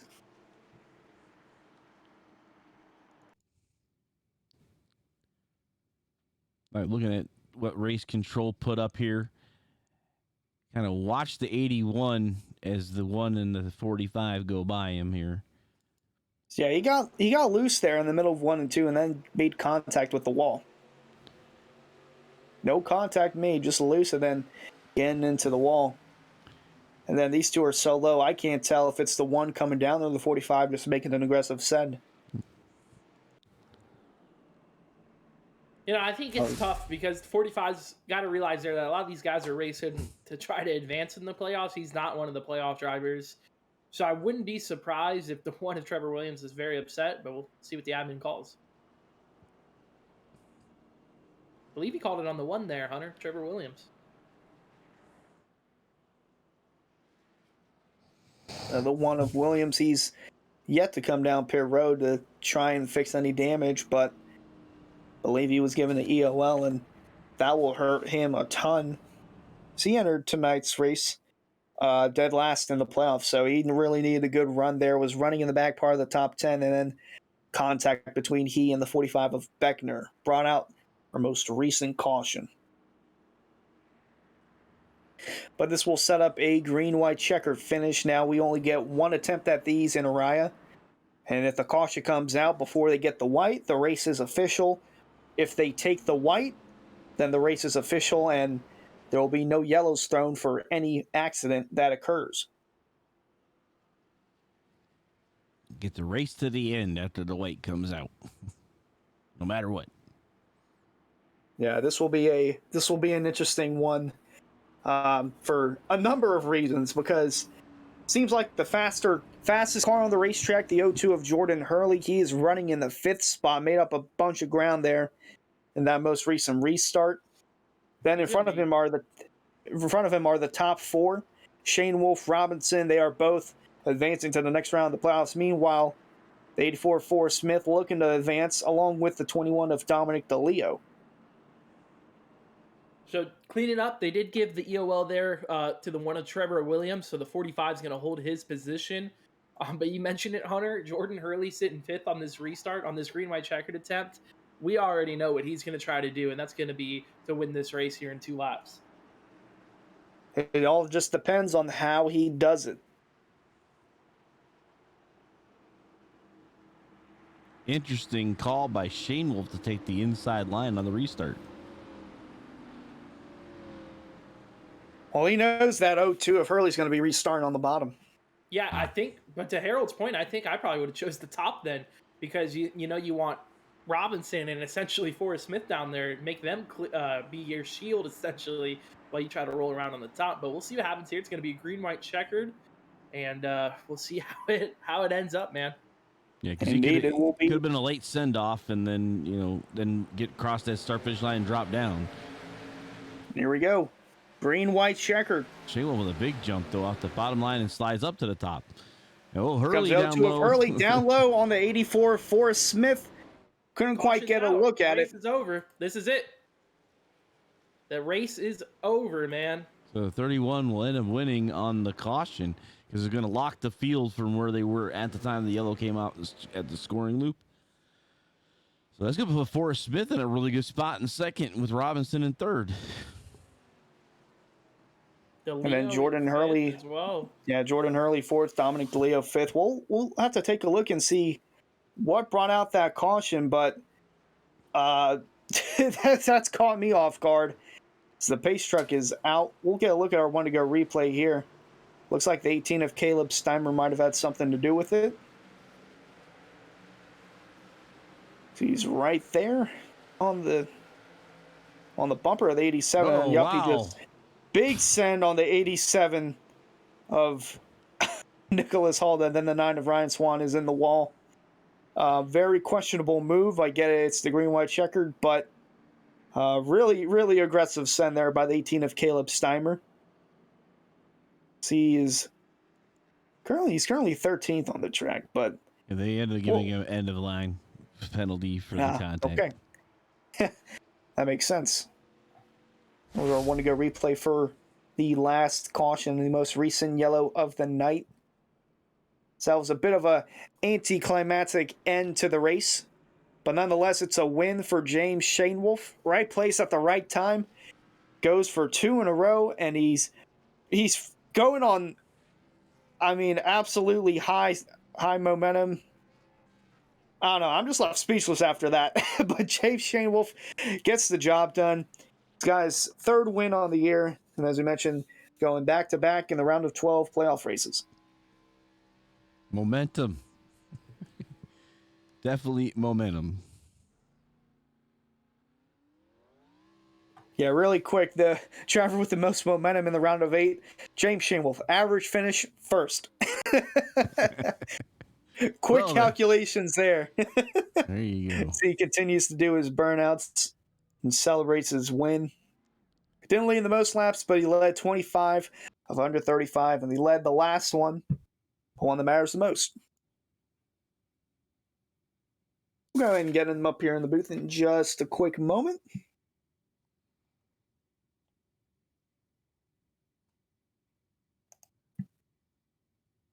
So trying to get him in here.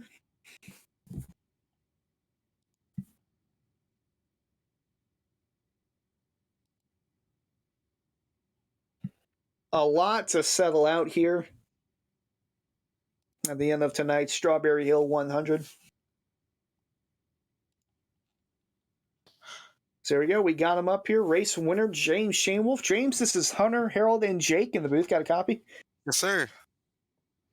I mean, what a wild race. I mean, it seemed like I don't even know what to say just because that finish was just so sudden because of the caution coming out there. You were already down the backstretch, but you had a comfortable lead. Take us through what that race was like for you. It was wild, man. We had a really good car. We were really fast in practice, and sorry about the background noise. We had a really good car, really fast in practice. And then I just completely messed up qualifying, which put me to the back. So I had to come from like 16th or something like that up to the front, and it was sketchy getting there, man. The cars were real loose. Shout out to everybody doing a good job of wheeling them. They definitely weren't the easiest thing to drive this week. Yeah, you mentioned that you started 16th in the field, had to come back from deep very early on. You worked your way inside the top 10 and P8, and it seemed like you would have a top 5 car from then on, but we didn't know where you'd finish inside the top 5 because there was so much going on the racetrack. But tell us what this is like, because your third win of the year, back-to-back wins, heading into the round of 8. Can you sweep both of those races heading into Michigan? That's the plan, man. Adam Capps at Elite Entertainment, Audible Entertainment, he offered me a little bit of an incentive to sweep the first round, so he owes me a Big Mac actually for winning both playoff races so far. So maybe if we can win next week, I can sweeten them up and try and get a double quarter pounder or something out of it. Well, lunch on the house tomorrow. Congrats on the win, James. Jake, anything you want to add? No, man, I think James is that was an impressive run the last 2 races. Like Hunter mentioned, back-to-back wins. You're going into the round of 8 with a lot of momentum. Is the goal the championship at this point? I mean, what are you looking for? Oh, 100%. 100%. We're getting hot at the right time, man. It feels good to kind of get the monkey off my back. My luck has been terrible this season, so to have things go my way 2 weeks in a row is definitely nice. Nice change of pace. So yeah, getting hot at the right time, picking up momentum at the right time. We'll see. Hopefully, we can carry it through the round of 8 and then into the final round at Phoenix. Man, gotta get to Phoenix. That's the big picture. Indeed, it is. I accidentally cut off Jake there, but he's in the middle of something. So I'll let you go, James. Congrats on the wins, I should say, back to back. Any shout-outs you want to give out before you go? Yeah, big shout out to Elite Entertainment, new sponsor on board this week, as well as Audible Entertainment, sister companies there. So be on the lookout for them. South Carolina, Tennessee area, North Carolina even, all over the place. If you ever need a DJ or karaoke or anything like that done for any event, get a hold of Adam Capps. CNC Logging for sponsoring me as well. They came on board last week and seem to be our good luck charm. Shout out to Swift Lifestyles for sponsoring the series. One Mind, Two Design for the sick paint schemes. Keep an eye on social media the next couple days, actually. February 2nd. Coming. Yes, sir. February 2nd. They've got a big announcement coming. So keep an eye on their Twitter and Facebook social media handles. And again, shout out to the admins and Jacob for starting this whole thing this year, man. It was kind of shot in the dark. I know it was a big deal for him to get this going and to have it be so successful and operate so smooth, man. It's definitely something to be proud of. So I appreciate him giving us a place to race. Looking for 3 in a row next week at Michigan is the 31 of James Shanewolf. Congrats on the win, James. Have a good night. Appreciate it, man. Do it for Dale next week. Do it for Dale, indeed. That was race winner James Shanewolf, and we'll bring up second place finisher Forrest Smith. Forrest, this is Hunter, Harold, and Jake in the booth. Got a copy? Got a copy, sir. All right, well, you entered tonight's race 9 points to the good. Got a second place finish. I don't want to jinx anything, but according to my calculations, I would say that's pretty good and that you're probably moving on to the round of 8. But take us through your race because it was an up and down roller coaster of emotions for everyone in the field. Yes. Started P7 tonight.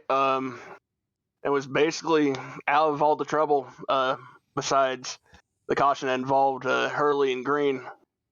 After that, just all the wrecks that happened behind me, and I was clear. It's just besides the Hurley and Green incident, it was a calm race, at least in my part.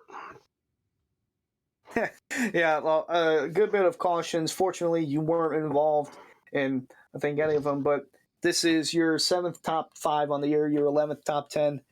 Tell us what this is like, or the momentum that you guys are going off of in One Mind to Design. We know that your teammate Gary Lewis had a bit of an issue. We're looking to see where he will be at in points and if he made it to the round of 8 or not. But going to Michigan next week and then Kansas for the round of 8. What are your thoughts heading into that round? Well, Michigan's a pretty good track for both me and Gary. Gary runs pretty well in any series that is at Michigan, so I expect him to do really good there next week. Kansas, both me and him are pretty good there, so me and him expect to run pretty well, and we should. There and momentum should be good. Momentum should definitely be good as Jake leaves and he's sorting some stuff out. But I just want to give you, I don't have iRacing, but I just want to give you a little tip because it's happened at Charlotte, it's happened at Atlanta, and it's happened tonight at Richmond. Be careful for turn 2 next week at Michigan. For some reason, the last 3 weeks, there's been so much carnage, cars hitting the wall, spinning, flipping, all sorts of carnage coming out turn 2. Yeah, turn 2 is definitely calamity corner in this series. And it gets worse at Michigan, where the IRL, the actual in real life Michigan, collects everybody coming out of 2. So, be definitely something to watch. Yeah, well, something we'll have to keep an eye on as we go into Michigan next week. Congrats on the 2nd place finish for us. Really nice season that you're putting together. Any shouts you want to give out before you go? I want to give a shout out to Drew and Nick Trader. Thank them for helping me this season. We got guys at One Mind to Design, Dustin C. Carroll, James Shanewolf, Gary Lewis, even Vern Hawkins. I want to shout out to all those guys. They've been great teammates all this year. Great guys to work with. I want to shout out to Tent Slime, One Mind Design, and Urban X as my sponsors. And I want to shout out to y'all for putting up a great series and great league. Proud to be racing in it.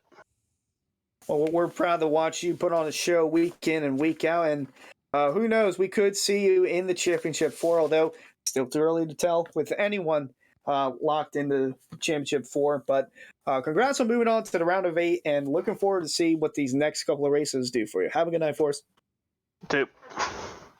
All right, that was 2nd place finisher Forrest Smith, and we'll bring up 3rd place finisher, and he's got his chair all comfy because it seems like he's up here every week. It's Matthew Robinson. Matthew, this is Hunter Harold in the booth. Got a copy? Yes, sir. Well, you entered with the most cushion or the highest cushion above the cut line, and basically all you had to do was start, and you were in. So you're moving on to the round of 8, but take us through what that race was like, because we talked about with Forrest Smith. It seemed like a roller coaster of emotions for so many. There were so many highs, so many lows, so many yellows, and then some tempers there towards the end of the race. What was it like for you, though?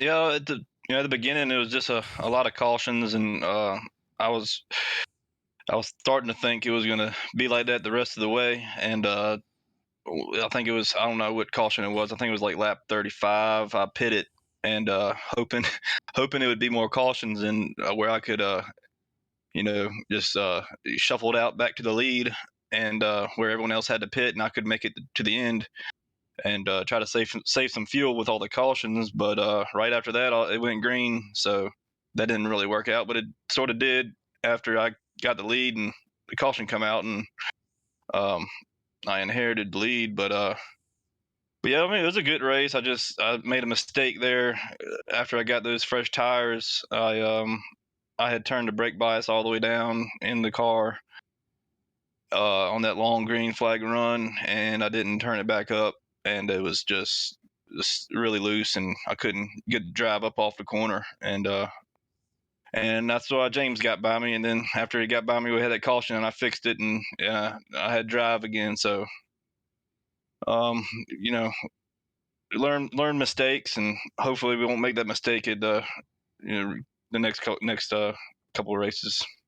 I was going to say, I told Forrest this, and I'm going to tell you this, because it seems like turn 2, the last 3 races, they have been treacherous, treacherous spots to be. We've seen drivers scrape the wall, slam into the wall, spin off that wall.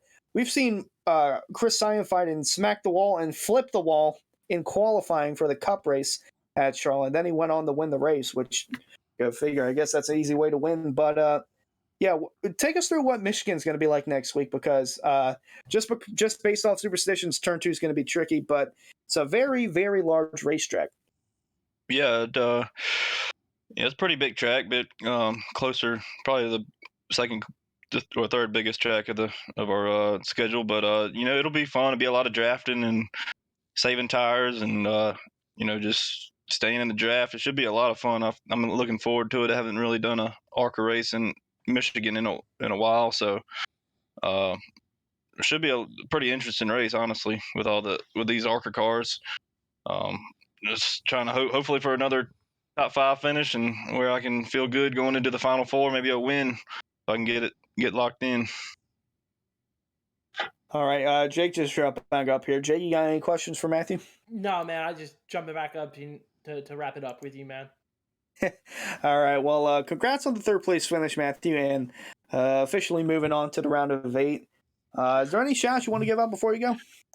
Yeah, I'd like to thank JW Racing, everyone at JW Racing, all my teammates, Nick and Trevor and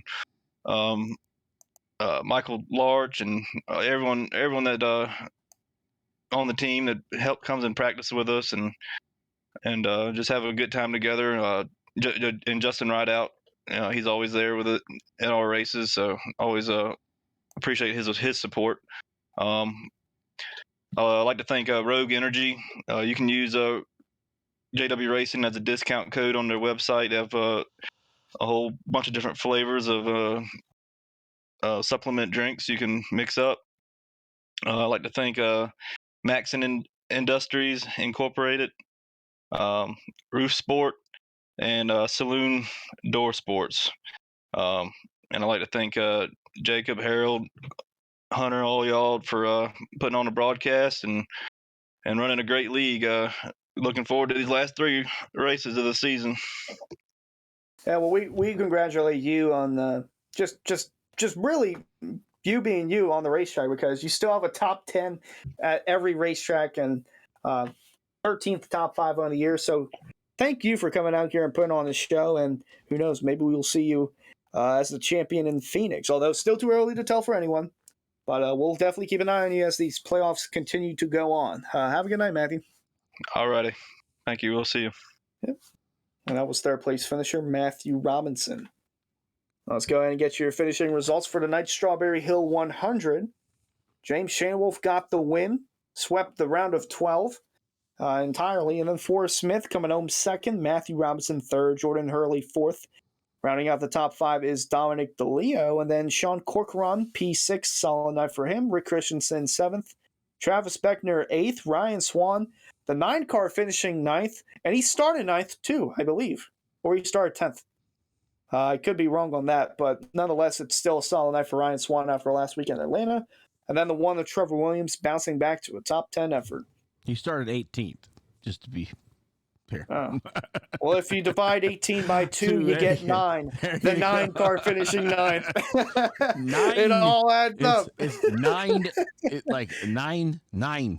No. It's all 9s for the 9 of Ryan Swan. There we go. Finishing the rest of the running order, we got Eli Green 11th, Nicholas Hall 12th, Caleb Steimer 13th, and then Mark Patterson finishing 14th, first car 1 lap down, along with J.J. Wang 15th. We got Gary Lewis 16th, Jeremy Horn 17th, Justin Carroll 18th, 19th is the 4 of Paul Irvin, 20th is the 66 of Bobby Tinch. Then our last 2, Rick Ward 21st and Adam Capps 22nd. Now we'll get your Elwood Designs race recap.